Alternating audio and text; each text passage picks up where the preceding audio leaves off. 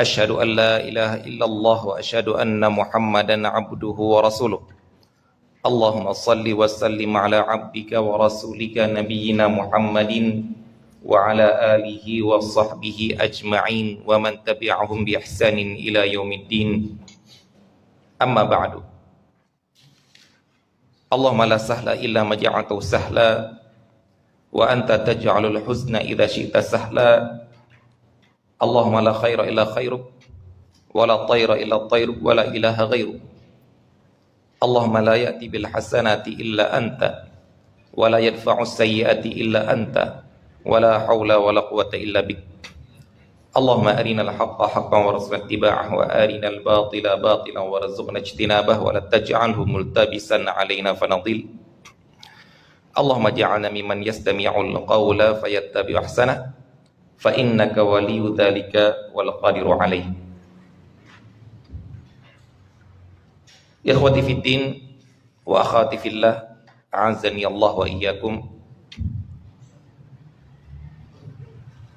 Dalam firman Allah Subhanahu wa taala dalam surat At-Taubah ayat 103, Allah Subhanahu wa taala berfirman, "Khudh min amwalihim shadaqatan tutahhiruhum wa tuzakkihim biha wa shalli 'alaihim. Inna salataka sakanun lahum wallahu sami'un 'alim." Perintah Allah Subhanahu wa taala, khudh min amwalihim shadaqatan. Ambillah dari harta mereka berupa zakat. Tutahhiruhum wa tuzakkihim biha wa shalli 'alaihim. Yang mana zakat yang engkau ambil dari harta mereka itu manfaatnya untuk mereka sendiri, untuk orang yang diambil zakat, yaitu mensucikan harta mereka, mensucikan jiwa mereka,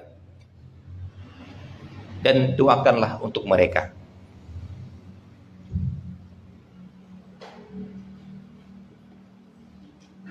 Sebagian orang salah paham ketika memahami ayat ini, bukan dalam masalah zakatnya, dalam masalah mensucikan harta dengan zakat. Mereka menganggap kalau harta kita haram, kalau kita punya harta haram, maka sucikanlah harta kita dengan zakat. Itu dibayangkan oleh mereka. Jadi kalau korupsi, zakat. Kalau melakukan gratifikasi, zakat. Kalau melakukan suap menyuap agar suci harta ini, maka zakatilah. Kalau bisa, lebihkan zakatnya. Bukan hanya 2,5%, misal 5% ataupun 10%. Inilah yang kita anggap mereka keliru. Ayat ini ataupun zakat yang disebut oleh para ulama itu pada harta yang memang harta bersih dari harta-harta yang haram. Punya emas, punya perak, punya uang, punya hasil pertanian, perdagangan, yang itu adalah murni harta kamu, milik kamu. Namun kalau kamu sudah mencapai nisab, ingat, ada hak orang lain dalam hartamu itu. Berapa? 2,5% kalau zakatnya emas dan perak ataupun uang kartal sekarang ini. Kalau dalam pertanian 10 atau 5%, tergantung diairi dengan apa. Kalau dalam hewan ternak bukan persentase, tapi nominal. Karena untuk hewan ternak tidak bisa dipersentasekan, karena nanti akan terjadi dibelah-belah nanti. Jadi yang menentukan berapa yang dikeluarkan itu adalah syariat. Zakat yang paling besar ataupun barang zakat yang paling besar prosentase dikeluarkannya adalah rikaz, yaitu 20%. Rikaz itu adalah harta yang kita dapatkan di dalam tanah, yang sekarang dinamakan harta karun, tapi itu adalah pendaman yang dipendam sejak zaman jahiliyah. Karena yang di dalam tanah itu ada 3 macam. Dalam masalah zakat ada yang dinamakan dengan ma'adin. Ma'adin itu memang benar-benar barang tambang. Yang kedua, barang pendaman. Pendaman ini terbagi menjadi 2. Pendamannya masa jahiliyah dan pendamannya yang jenis yang kedua, pendamannya setelah masa datangnya Islam. Kalau masa jahiliyah maka boleh langsung dimiliki, tapi dikeluarkan zakatnya 20%. Kalau yang pendaman yang kita dapat setelah masa jahiliyah, itu masa Islamiyah, setelah diutusnya Rasulullah sallallahu alaihi wasallam, maka itu hukumnya luqatah. Kalau luqatah berarti masuk ke dalam hukum-hukum luqatah yang dibahas dalam fikih, yaitu kita cari siapa yang punya. Kalau nggak dapat, setelah diumumkan 1 tahun, baru boleh dimiliki. Nah, ini bedanya. Untuk rikaz ini, pendaman jahiliyah, bagaimana cara kita mengetahuinya? Dari tanda-tanda pada benda tersebut. Paling besar zakatnya adalah rikaz, yaitu 20%, al-khumus. Yang lain ada yang 10, ada yang 5%, ada yang 2,5%. Jadi menentukan ini bukan hak kamu, ini hak asnaf thamaniyah yang telah disebutkan oleh Allah Subhanahu wa taala dalam surat At-Taubah ayat 60. Yang menentukan ini siapa? Syariat. Berarti harta kita yang harus kita keluarkan dari harta halal ini. Ini adalah zakat. Yang menentukan ini adalah Allah Subhanahu wa taala. Yang kalau kita tidak mengeluarkan ini, maka kita telah menzolimi para orang-orang yang berhak menerima zakat. Berarti sekarang dalam harta kita tercampur harta haram, yaitu hak orang lain. Yang mana kalau kita bertaubat, walaupun setelah puluhan tahun, masih ada hutang Allah yang harus dikembalikan, sebagaimana kita pernah berhutang kepada orang lain, tapi namun kita tidak membayarnya setelah puluhan tahun. Kemudian baru kita taubat, ada hak yang harus kita tunaikan dalam harta kita. Beda halnya dengan harta haram.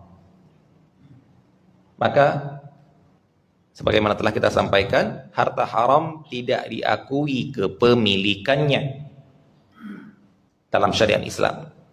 Berarti tidak wajib dizakati. Berarti mensucikan harta kita dari harta haram bukan dengan cara menzakatinya kemudian harta haram kita ini menjadi suci, tidak, tapi dengan cara mengeluarkannya semuanya. Punya berapa kamu harta haram di tangan kamu?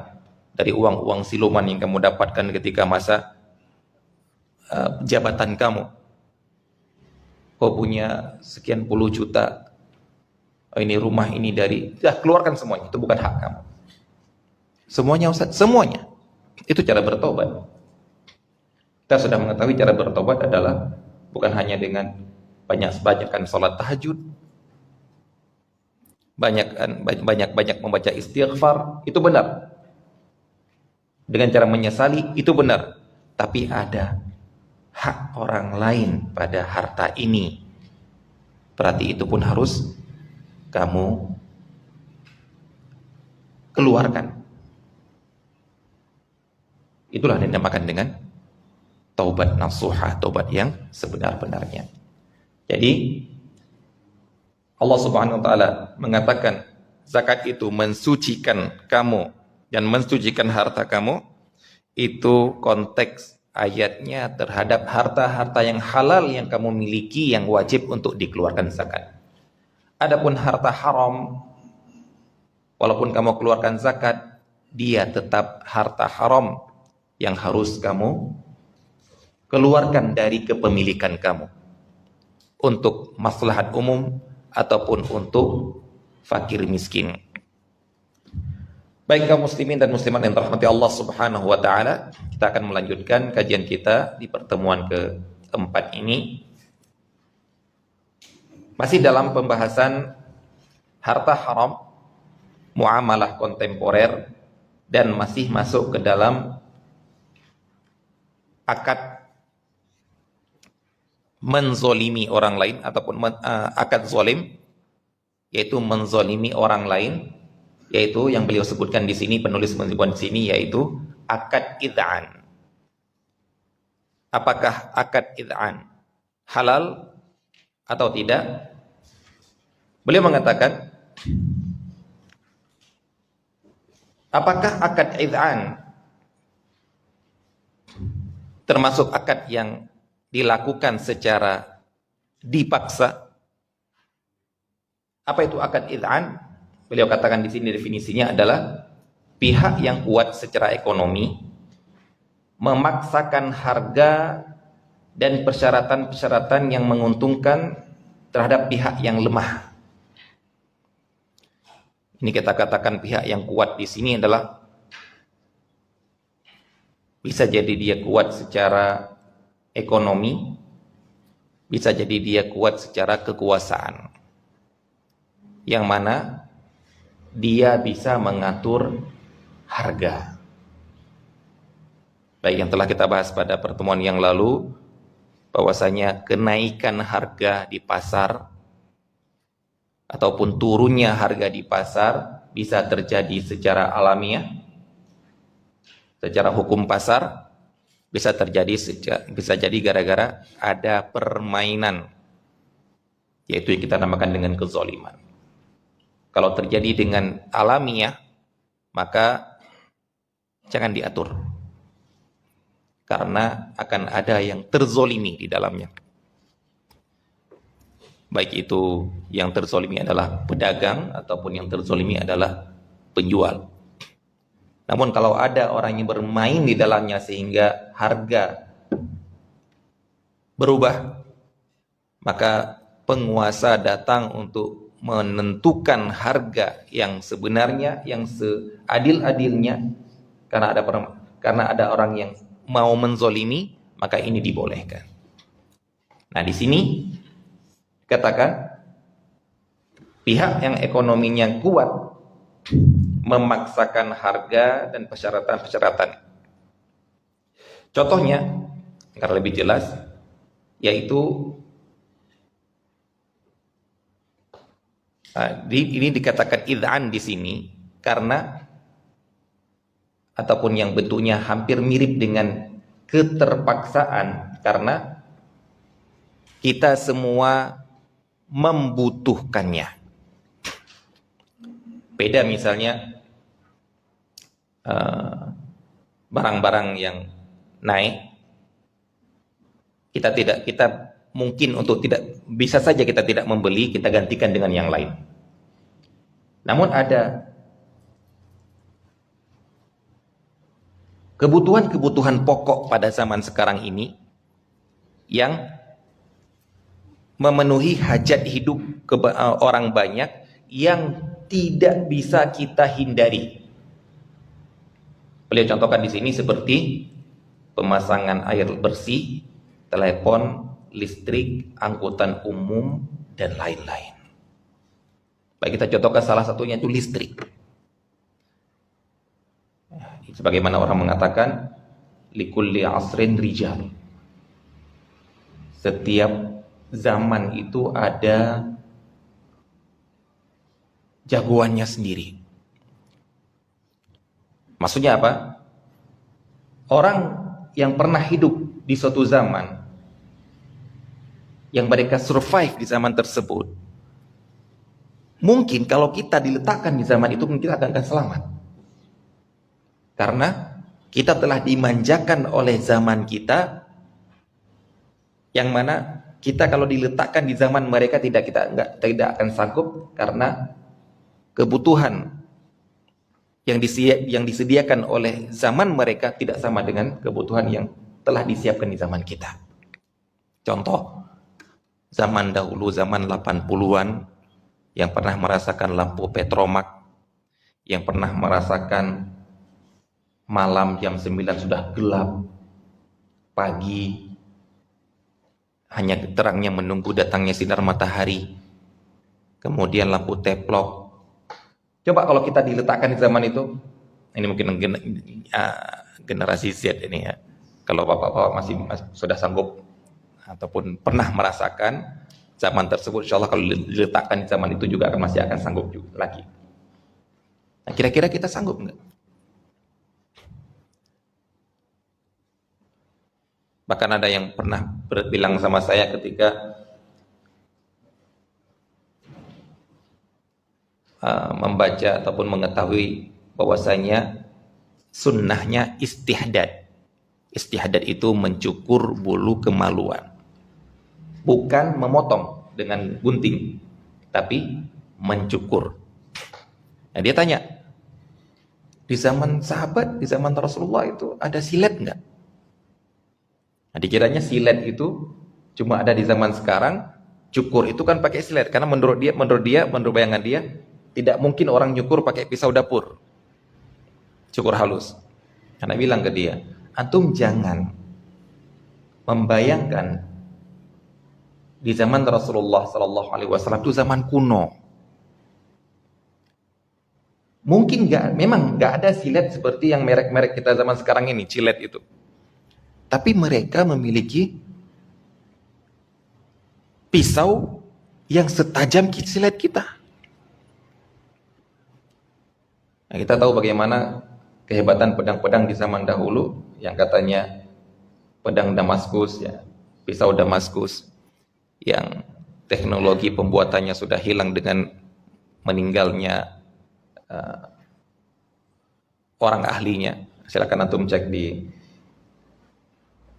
internet, teknologi yang hilang gara-gara meninggal orangnya. Salah satunya pedang Damaskus. Yang lain ada juga teknologi kompres data, teknologi pembuatan plastik yang anti bakar, kalau nggak salah saya itu. Nah, ini menunjukkan hadis Rasulullah Sallallahu Alaihi Wasallam, Allah tidak mencabut ilmu dengan cara melupakan dari manusia. Kamu jadi lupa ilmunya, bukan. Tapi Allah mencabut ilmu dengan wafatnya para ulama.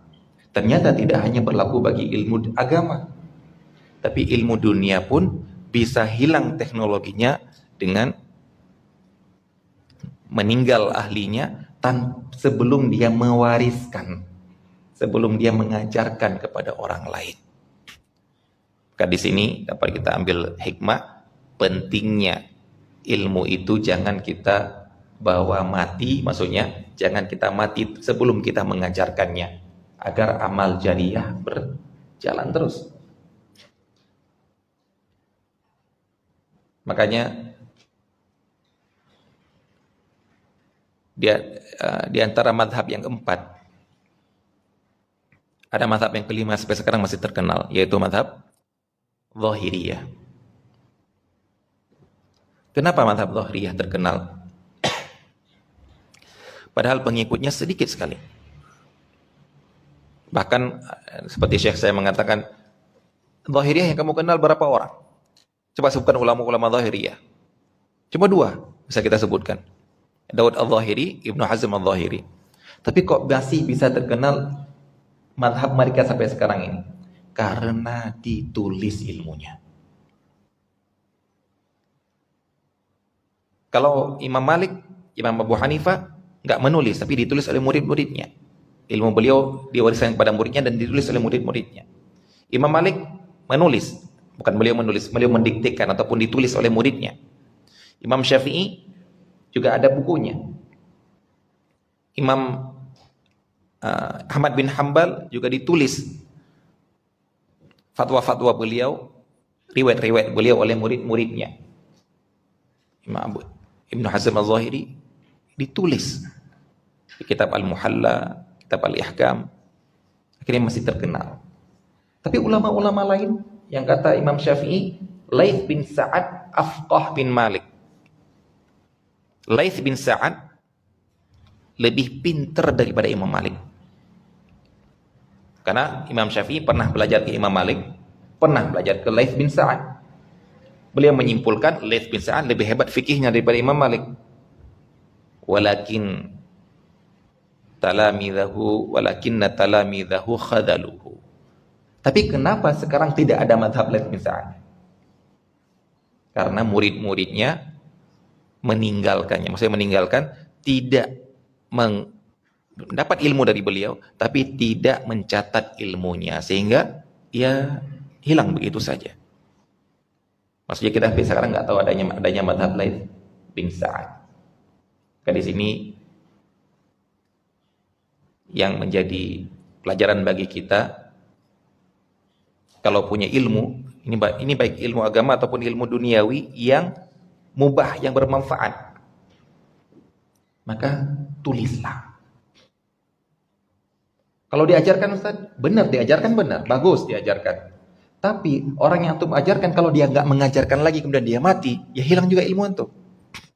Tapi kalau antum punya buku yang bisa diwariskan bukunya, dicetak lagi, maka ini akan terus ada seperti yang mazhab-mazhab yang kita saksikan sekarang ini. Seperti karya-karya para ulama kita saksikan sekarang ini, seperti juga teknologi-teknologi yang kita saksikan sekarang ini. Baik, jadi kita ke dalam kehidupan ini seperti terpaksa untuk mendapatkan kebutuhan-kebutuhan pokok seperti disebutkan tadi. Kayaknya rumah itu tanpa listrik bukan rumah dianggap sudah. Tidak akan ada orang yang mau beli, tidak akan ada orang yang menyewa rumah tanpa listrik. Jadi listrik itu sudah menjadi kebutuhan pokok. Air bersih menjadi kebutuhan pokok. Telepon. Kemudian transportasi umum sudah jadi kebutuhan pokok. Nah, yang mana akad-akad ini semua yang kita butuhkan ini, harganya siapa yang menentukan? Ya koperasi-koperasi itu, corporate itu. Ataupun kita sekarang seperti BUMN. BUMN siapa yang menentukan harganya? Pemerintah. Ada tawar-menawar nggak dengan kita? Nggak ada. Bisa ada pilihan lain nggak kita? Nggak ada. Atau mau masang listrik lewat mana kalau nggak lewat PLN? Wah, saya ini mahal, saya mau ke yang lain. Beda dengan barang, ini mahal, saya bisa pilih yang lain. Air bersih, mau kemana kalau bukan PDAM? Kemudian transportasi juga yang menentukan adalah pemerintah juga. Nah, kemudian maka yang dikatakan sekarang, apakah akad ini sah ataupun akad ini termasuk akad yang dipaksa? Yang mana dipaksa ini termasuk tidak ridho. Beliau katakan akad ini tidak termasuk akad jual beli yang dipaksa. Oleh karena itu akad ini dibenarkan oleh Majma' Al-Fiqih Al-Islami dalam fatwa mereka. Akad id'an dalam pandangan fikih terbagi menjadi dua.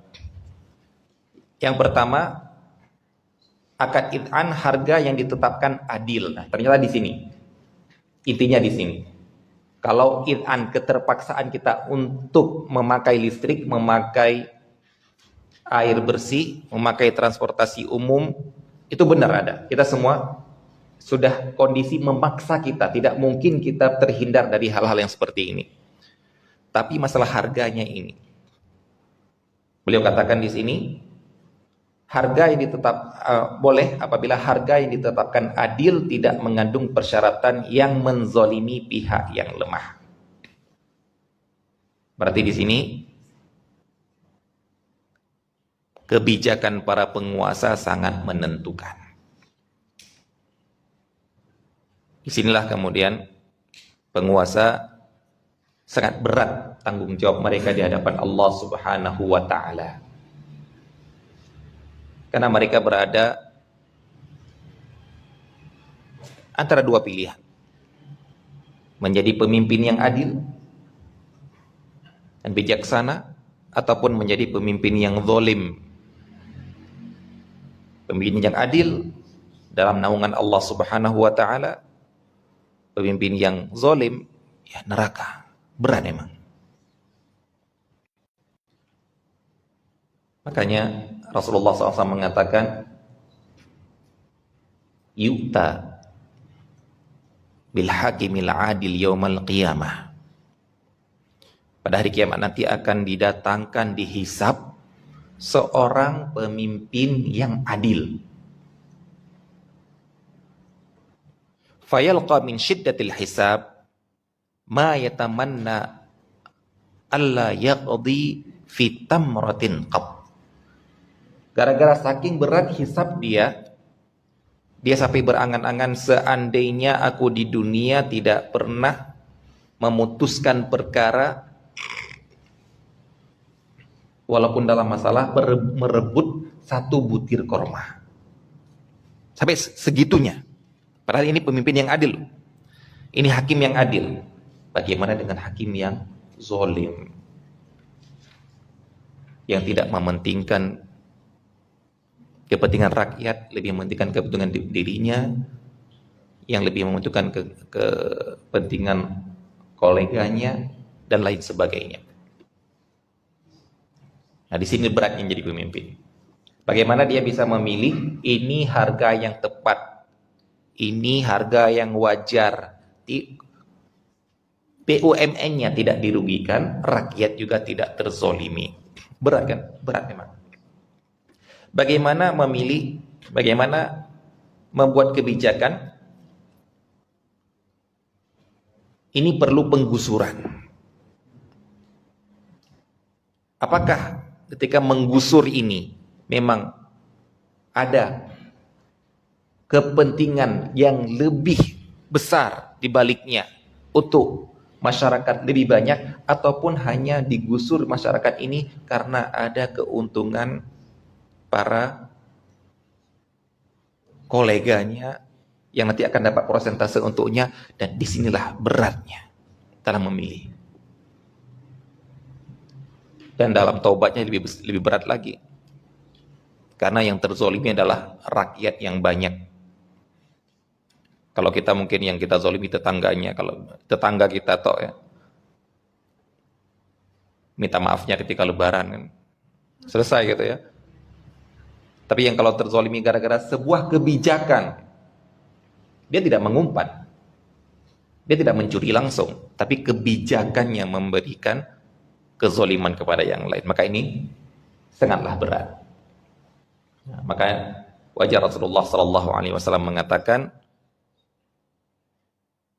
kekuasaan itu akan melahirkan penyesalan di hari kiamat. Nyesal lebih baik enggak dulu gitu. Wajarlah para ulama para ulama salah, para orang-orang zaman dulu, para salaf zaman dulu lari, menghindari, malah nyorong-nyorong kamu aja, karena takut dalam hal ini. Ini ya, harus adil, barulah kemudian dia dikatakan akad yang benar. Adapun nomor 2, akad id'an bila mengandung kezaliman terhadap pihak yang lemah, karena harga yang ditawarkan sangat murah. Nah, ini mungkin Allah Ta'ala mungkin ada kesalahan ketik ya. Setahu anak kalau memang kezaliman terhadap pihak yang lemah, harga yang ditawarkan sangat mahal, itu dinamakan dengan ghaban fahish. Atau persyaratan ditetapkan sangat merugikan, akad ini maka dalam akad ini pemerintah setempat wajib turut campur sebelum ditawarkan kepada khalayak ramai. Itu dinamakan dengan yang telah kita sebutkan tas'ir, menetapkan harga yang tepat agar tidak ada yang terzolimi di dalamnya. Baik, ini telah kita lewati pembahasan tentang jual beli yang mengandung kezoliman, ataupun akad yang tergandung kezoliman di dalamnya. Baik. Yang berikutnya, harta haram yang dibahas oleh beliau di sini, yaitu harta haram hasil penjualan najis.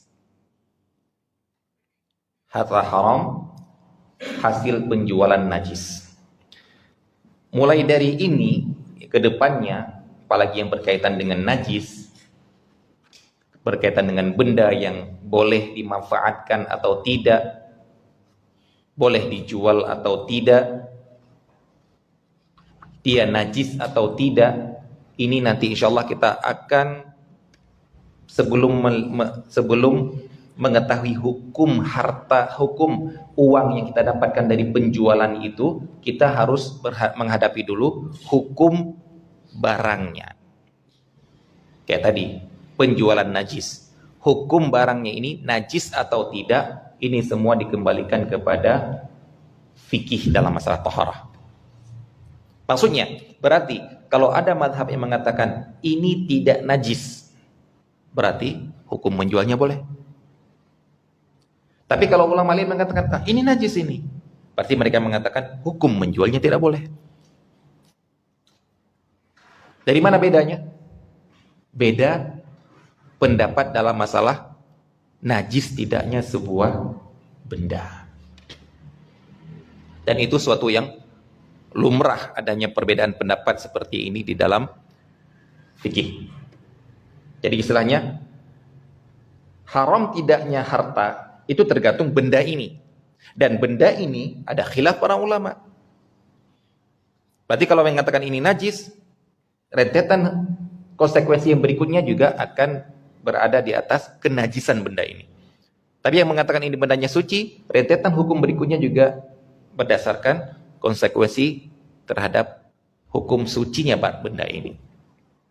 Nah, yang ingin Anda sampaikan di sini adalah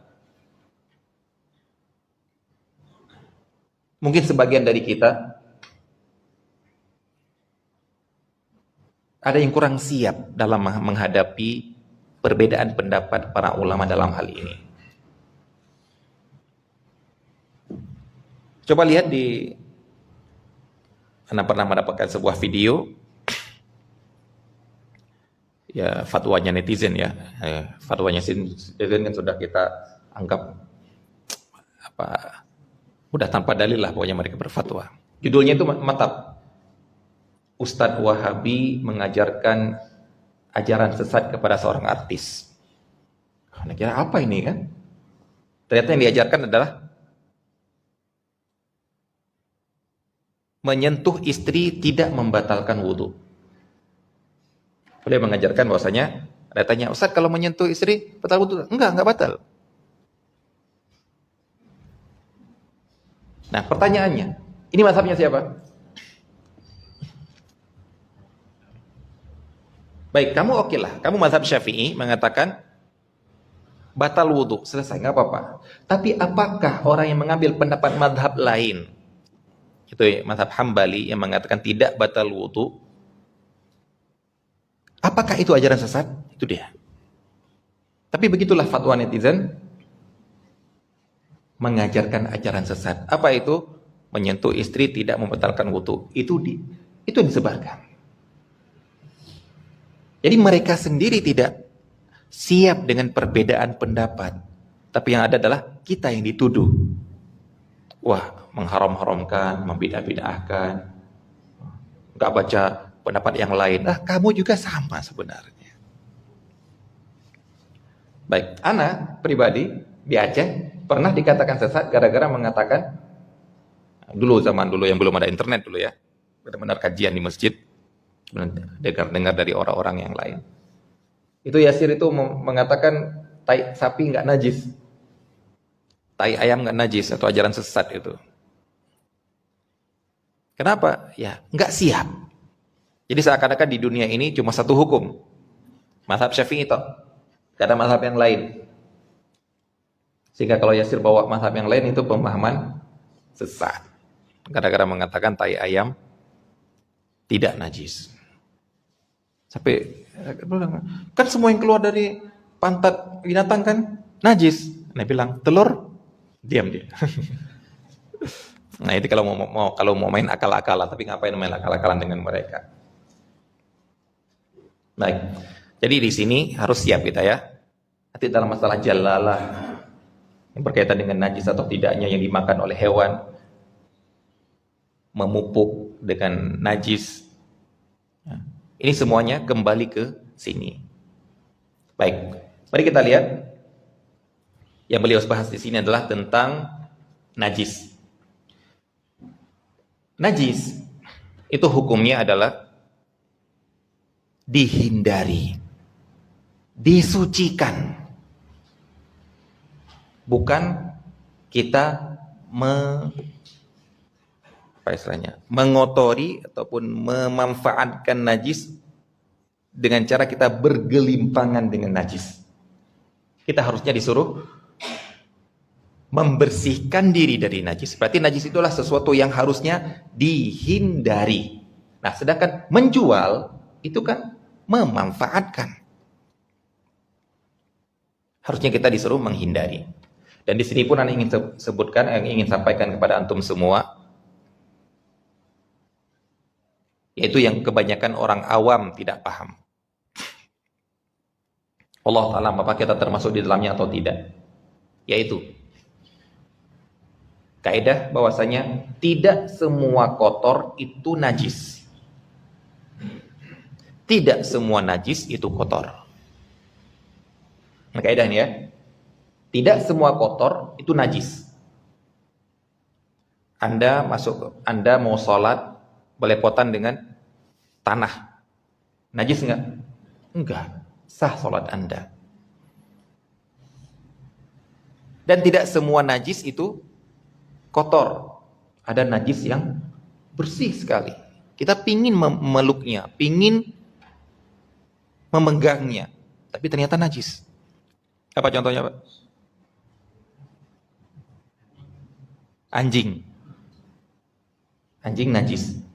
Contoh yang lain seperti hewan-hewan yang sudah dibekukan.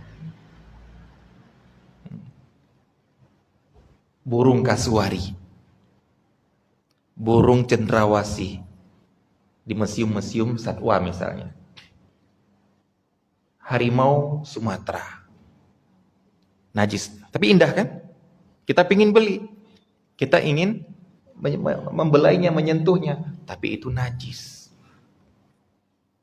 Jadi jangan pernah kita kalau dibilang najis, yang terbayangkan adalah kotor, bau, menjijikkan. Enggak. Begitu juga bangkai. Jangan pernah kalau kita bilang jangan makan bangkai. Siapa yang mau makan bangkai, Ustaz? Bangkai itu kan bau, menjijikkan. Enggak. Ada bangkai yang lezat. Yaitu ikan suci.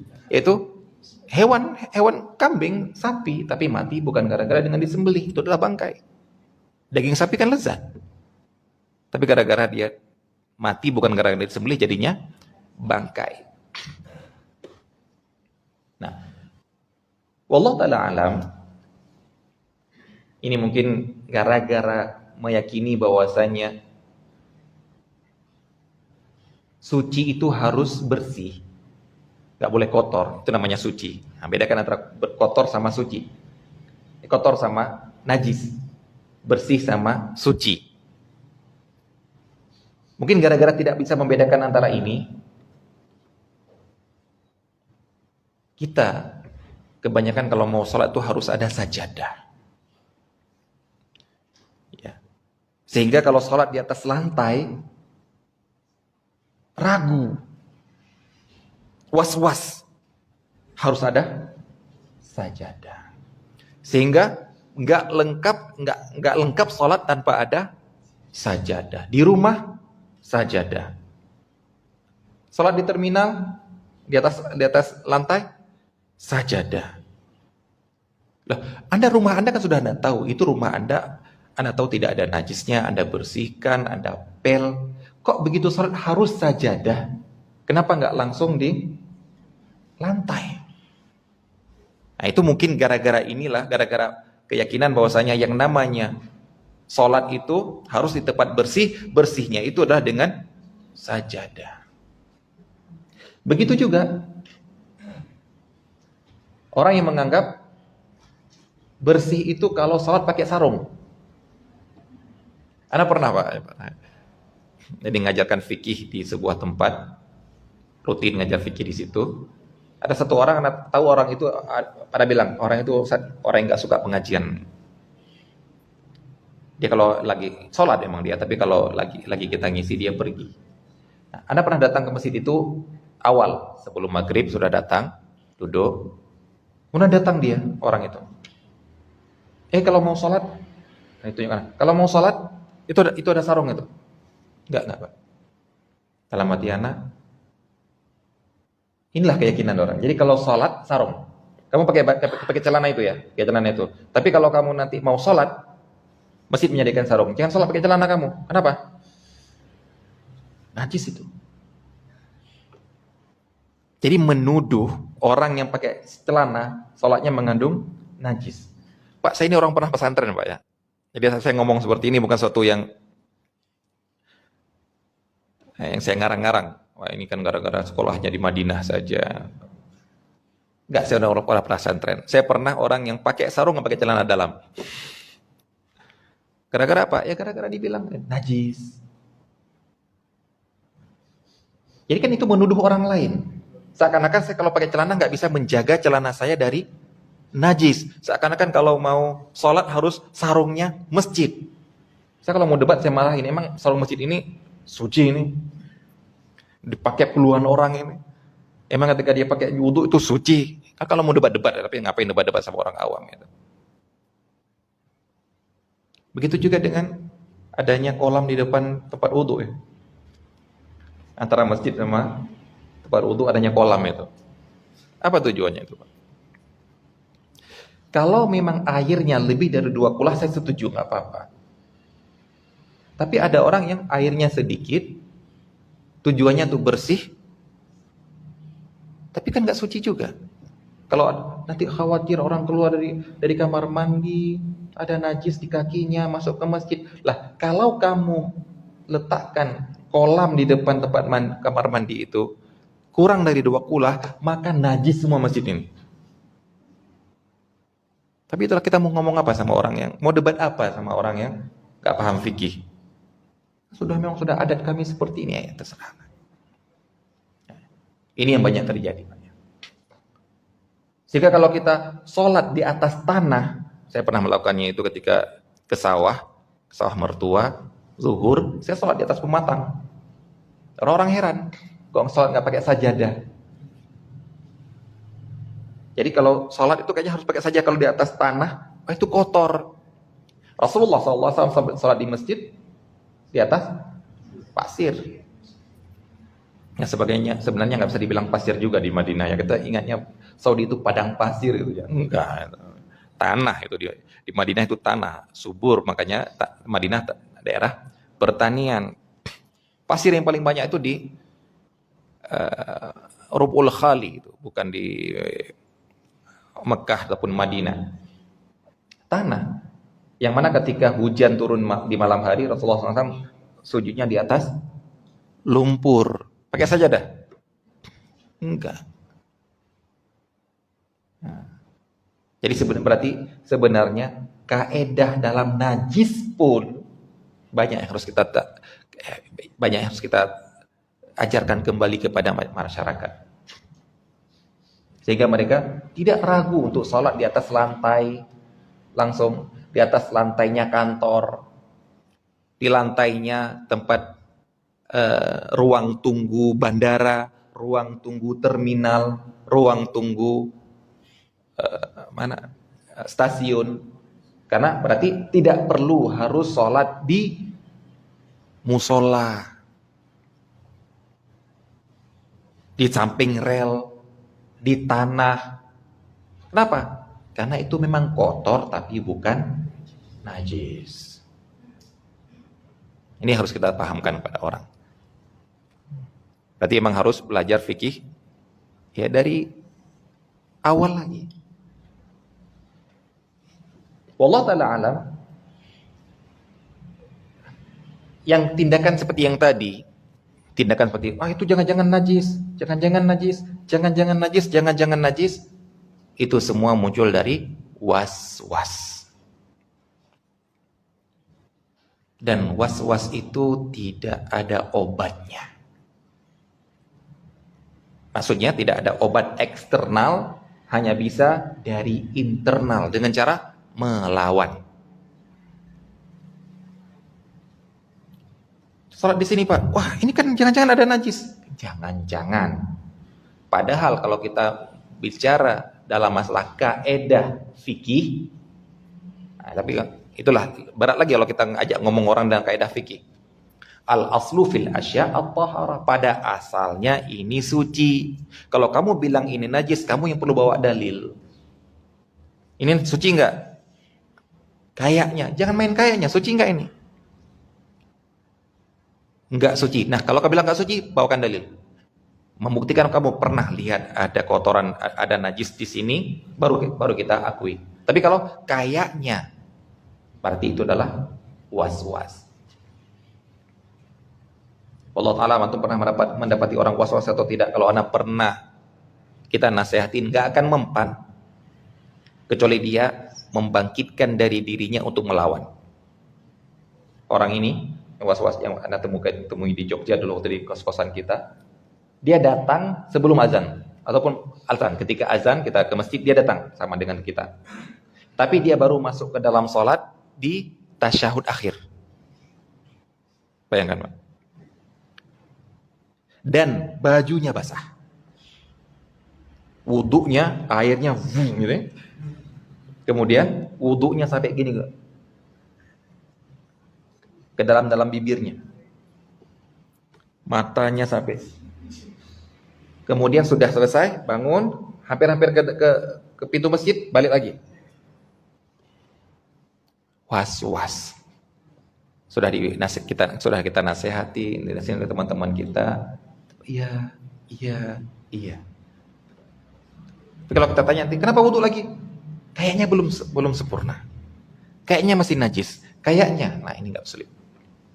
Dan Masya Allah, kata Syekh saya, was-was itu memang kebanyakan dalam masalah taharah, najis atau tidak. Tapi kata beliau, kalau tetap dibiarkan, setan tetap akan mempermainkan dia sampai ke dalam masalah yang lain. Kata beliau, sampai ke dalam masalah talak. Kata beliau, ada orang yang dikit-dikit tanya sama Syekh, Syekh, tadi saya ngomong ke istri saya seperti ini, talak nggak itu? Tadi saya ngomong istri saya suruh keluar istri saya, itu talak bukan Syekh? Itu talak bukan? Itu talak bukan? Itu talak bukan? Ini orang sudah was-was seperti ini, sudah bahaya ini.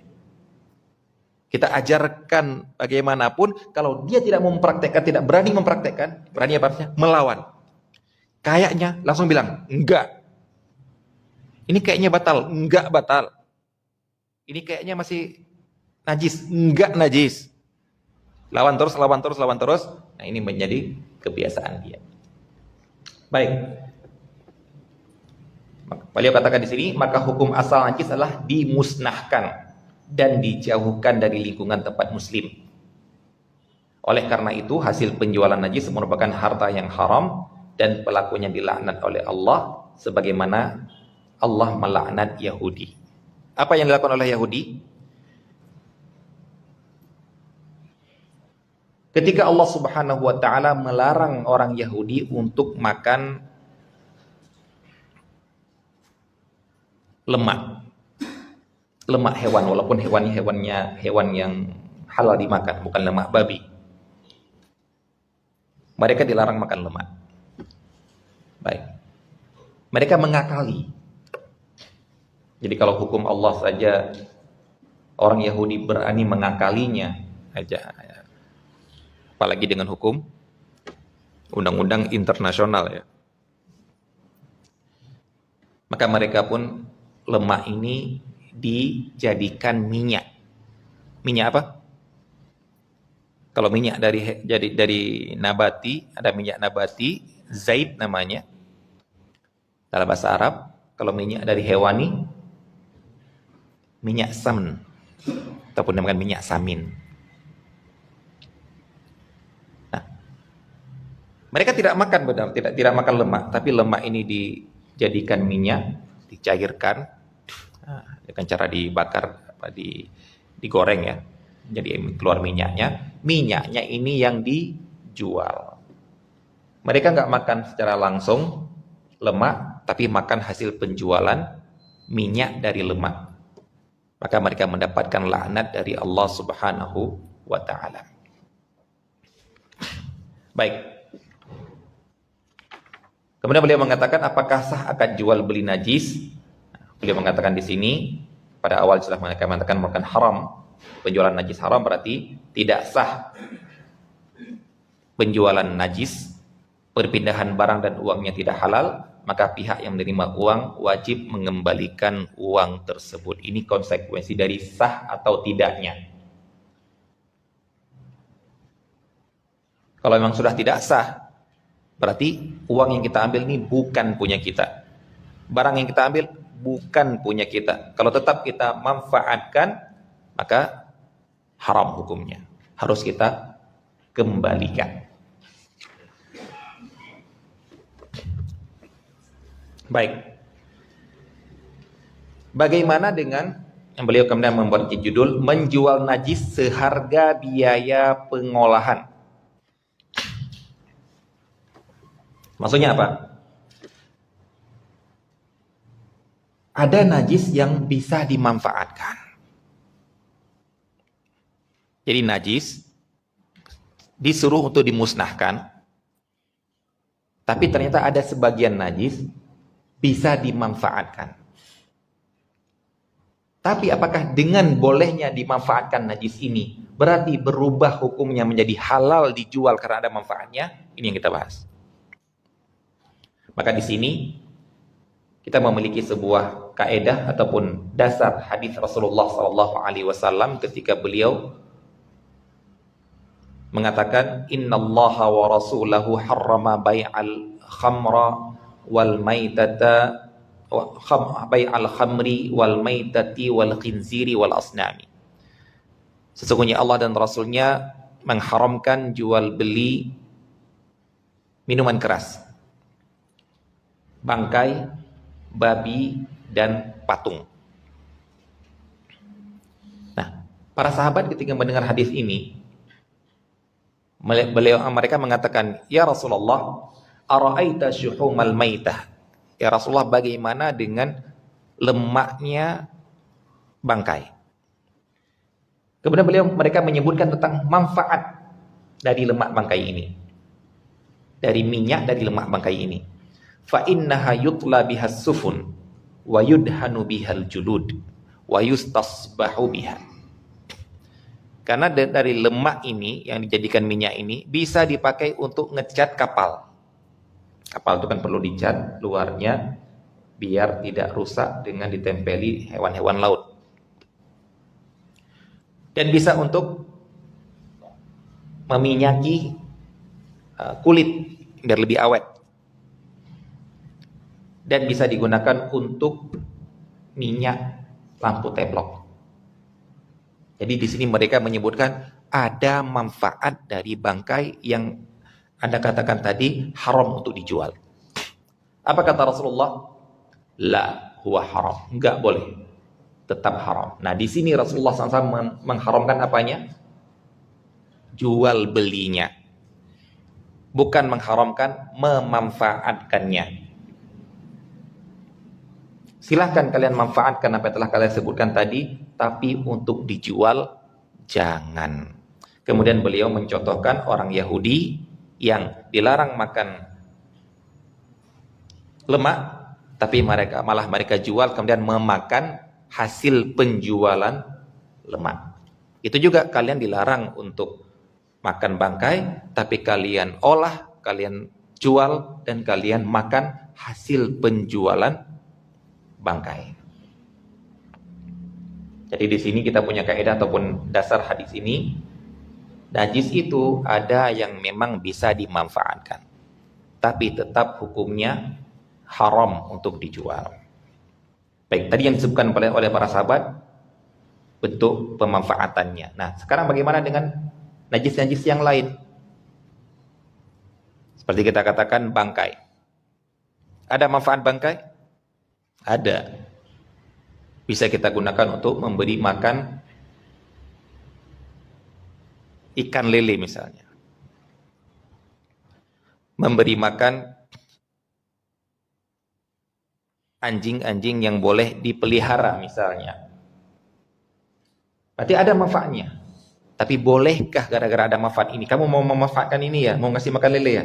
Baik, saya jual setiap ekor ayam yang mati ini harganya sekian. Tetap tidak boleh. Dasarnya hadis yang telah kita sebutkan tadi. Hadis riwayat Bukhari dan Muslim. Sangat jelas dalam masalah hadis itu. Baik, ini tentang menjual. Kemudian beliau menyebutkan di sini masalah, namun bagaimana hukumnya bila pihak pengolah meminta biaya upah pengolahan? Baik, yang tadi, kamu punya bangkai di rumah, punya najis di rumah, tapi kamu tidak bisa mengolahnya, sehingga yang bisa kamu manfaatkan. Kamu punya kotoran, septic tank, kamu tidak pintar mengolahnya menjadi biogas misalnya. Baik, saya bisa. Nah, bolehkah saya menjual jasa saya untuk pengolahan? Saya yang mengolahnya, saya yang ini, tapi saya bukan menjual benda, tapi menjual jasa untuk mengolah najis ini. Karena beliau katakan di sini, wallahu ta'ala alam, hukumnya boleh. Karena menarik biaya pengolahan sama artinya dengan biaya yang membutuhkan najis, meminta seorang untuk mengambil tinja, mengumpulkannya, lalu mengolahnya sehingga layak digunakan sebagai pupuk dan lain sebagainya. Ini persis seperti orang yang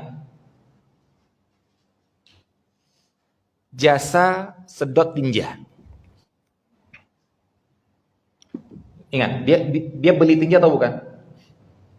Ingat ya, dia bukan beli tinja, tapi dia mengambil uang dari jasa sedot tinja.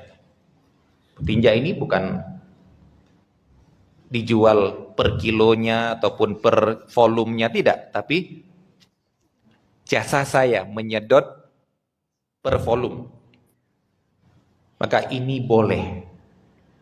Bahkan ini perbuatan yang sangat baik karena dia telah berjasa untuk membersihkan. Nah, ini kalau kita lihat dari sisi pekerjaannya halal, benar. Tapi apakah pekerjaan ini pekerjaan yang apa kita katakan ya? Karena dalam fikih nikah ada pembahasan yang dinamakan dengan kufu. Mungkin Bapak pernah mendengar ya. Sekufu, tidak kufu. Yang dalam bahasa Indonesia dikatakan setara. Nah, para ulama ketika membahas masalah kufu ini, kesetaraan ini, ada yang menyebabkan sah tidaknya akad. Ada kufu yang nggak ada hubungannya dengan sah tidaknya akad. Hubungannya hanya perempuan ini boleh minta fasakh atau tidak. Contoh kufu yang membuat sah atau tidaknya akad adalah kufu dalam masalah dan dalam agama. Kafir sama muslim itu nggak kufu. Bisa atau tidaknya akad? Kalau laki-lakinya yang muslim, wanitanya yang ahlul kitab, sah akadnya. Kalau sebaliknya, tidak sah akadnya. Berarti ini kekufu kesetaraan di sini ada hubungannya dengan sah atau tidak. Contoh yang lain yaitu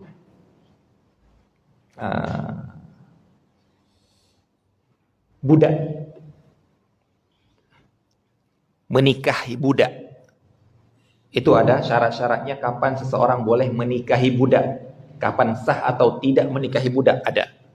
Dan budak dengan merdeka itu satu yang ketidak setara. Nah, ada yang kesetaraan yang tidak ada hubungannya dengan sah atau tidaknya nikah, tapi perempuan ini boleh Ataupun kalau kita misalkan sekarang seperti orang juga penjaga WC umum. Pekerjaan halal kan? Halal. Tapi ini kalau dibandingkan dengan pekerjaan yang lain, ini rendah. Jadi seorang wanita menolak suaminya, suami yang didekatkan oleh bapaknya ataupun jodoh dicarikan oleh bapaknya, gara-gara ini boleh atau tidak? Bapaknya menjodohkan, menikahkan, kemudian jadi nikah, ternyata pekerjaan seperti itu, dia minta fasakh sama hakim, boleh atau tidak? Nah, ini dibahas tentang kufu. Boleh saja, nggak apa. Kenapa? Saya nggak kufu sama dia. Saya pekerjaannya seperti ini, dia pekerjaannya seperti ini. Ya, seperti kita katakan tadi, jasa sedot, tinja. Halal, pekerjaannya halal, nggak apa-apa. Seperti juga bekam saja, halal pekerjaan bekam, tapi pekerjaan bekam itu, bahkan ada hadis mengatakan khabith, bukan berarti haram. Ini dikembalikan ke dalam masalah taraf antar pekerjaan yang menyebabkan kufu atau tidak, setara atau tidak wanita ini dengan laki-laki itu. Baik. Kemudian di sini beliau membawakan permasalahan. Namun bagaimana seandainya seorang pedagang membeli pupuk tinja, kemudian diolah kembali dengan ditambahkan jerami dan diaduk sehingga tidak dapat dibedakan lagi antara pupuk tinja dan jerami, apakah hukum menjualnya tetap haram atau tidak? Ini yang dibahas oleh para ulama tentang najis yang bercampur dengan benda-benda lain. Di sini beliau menyebutkan hukumnya juga tetap haram sebagaimana ada tikus mati masuk ke dalam tikus yang mati di dalam minyak samin. Maka minyak ini menjadi najis juga. Jadi di sini kembali ke dalam masalah apabila najis dicampurkan dengan yang lain dan masih ada bekas-bekas najisnya, unsur-unsur najisnya masih ada di situ, maka dia tetap najis. Nah, kalau dia tetap najis maka haram untuk dijual. Baik, masih ada sedikit waktu.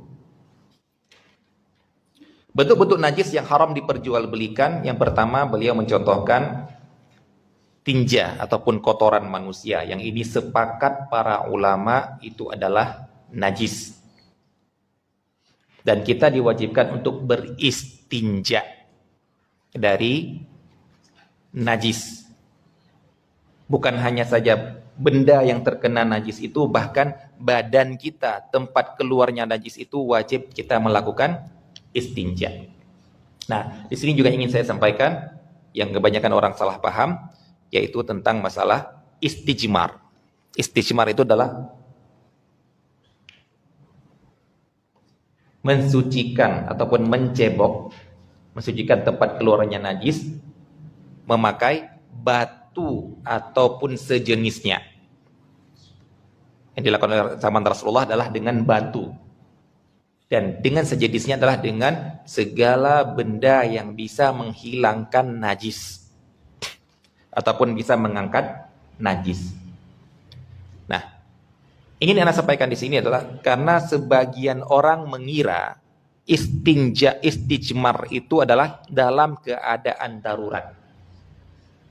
Seakan-akan dia adalah tayamum bagi yang tidak menemukan air.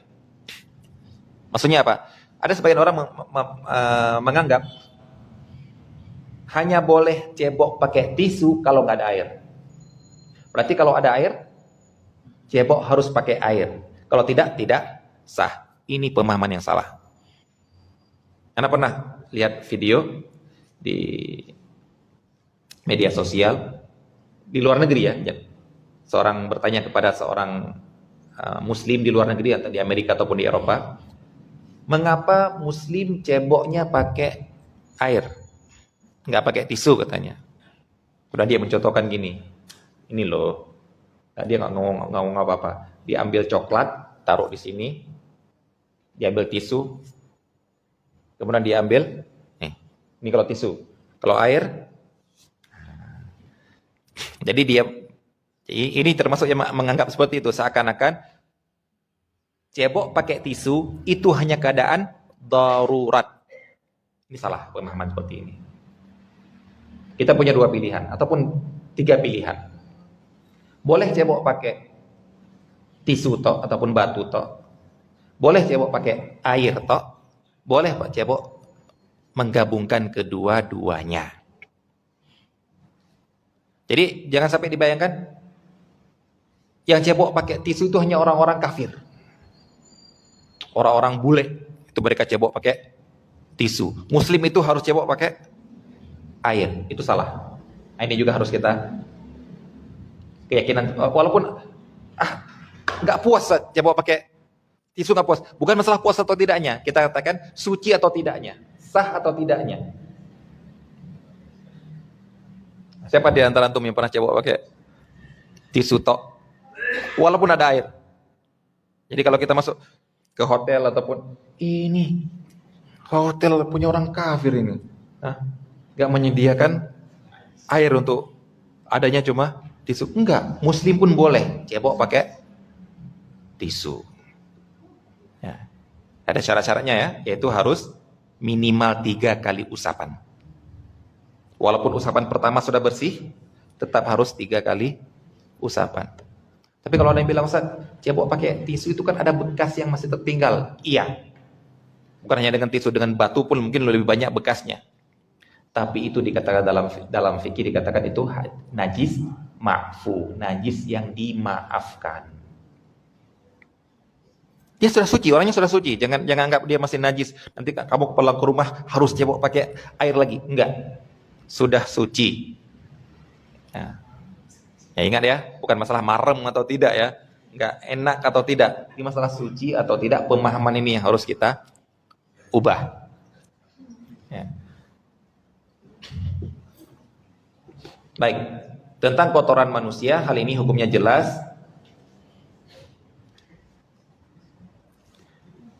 Kemudian beliau membahas ini, akan tetapi bagaimana hukumnya menjual barang yang pada dasarnya tidak najis.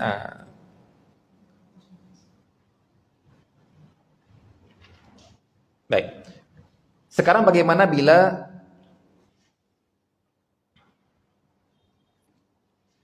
memupuk dengan tinja?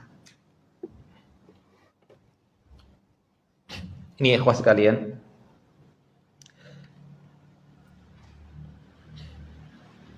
Kita membahas tentang kita meributkan tentang mijin ataupun bakteri ataupun sesuatu yang dikembangbiakkan dengan media bangkai babi. Di tahun 2000 kalau nggak salah saya, 2000 ada pernah kejadian itu yang Ajinomoto yang pernah tahu antum ya. Kemudian dibuatlah sebuah tulisan yang bagus sekali, tulisan membahas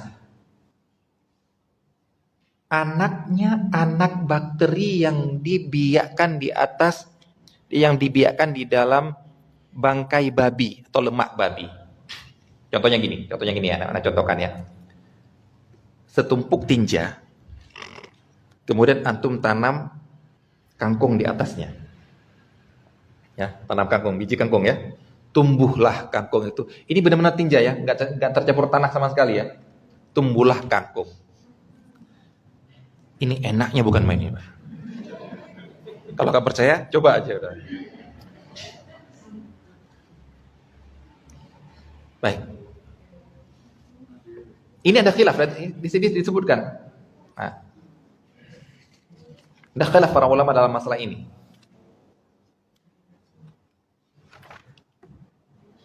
Ada yang mengatakan halal, ada yang mengatakan haram. Karena ini hubungannya dengan jalalah. Ini baru hewan, ini baru tanaman. Nanti ada hewan. Baik, sekarang bagaimana jika medianya adalah hati babi ataupun daging babi ataupun lemak babi, kemudian ditanam bakteri. Untuk yang pernah belajar biologi, bakteri tahu ya, bentuknya gini, nanti anaknya gini, anaknya gini ya. Ditanam bakteri. Tumbuhlah bakteri, kemudian diambillah bakteri ini. Bakteri ini diambil, yang ditanam di media bangkai babi. Apa hukumnya? Kalau antum bilang kangkung ini halal, kenapa itu haram? Baik, ada yang bilang karena bakteri itu kalau ketika dicek masih ada unsur babinya. Saya bilang, coba cek aja kangkung itu. Coba cek kangkung itu masih ada unsur tinja enggak? Ada. Sebagaimana hewan yang makan kotoran juga akan dalam dagingnya pasti ada unsur-unsurnya, pasti ada. Nah, ini ternyata panjang. Dalam masalah najis itu bukan hanya sekedar najis untuk sholat, najis untuk enggak. Panjang lebar sampai ke dalam masalah pembuatan zat-zat makanan, zat-zat pengawetan yang ditanam di bangkai. Sebagaimana juga kalau masalah dipupuk pakai tinja itu mungkin masih kecampur dengan tanah. Enggak, ini saya mengatakan bukan itu. Benar-benar ditanam di atas tinja. Nah, di sini beliau mengatakan ada dua pendapat di antara para ulama yang menyebutkan tentang hukumnya memupuk tanaman dengan tinja. Pendapat yang pertama, mereka mengatakan haram. Dan tanaman tersebut hukumnya najis karena tercemar dengan najis. Dan kalau mau untuk tetap boleh dikonsumsi, sucikan dulu. Dengan cara apa? Dengan kasihkan dia, sirami dia dengan air yang bersih selama beberapa hari yang diyakini unsur-unsur kotorannya sudah hilang, baru boleh dikonsumsi. Ini adalah pendapat mazhab Hambali. Pendapat yang kedua itu mazhab Maliki, Hanafi, dan Syafi'i.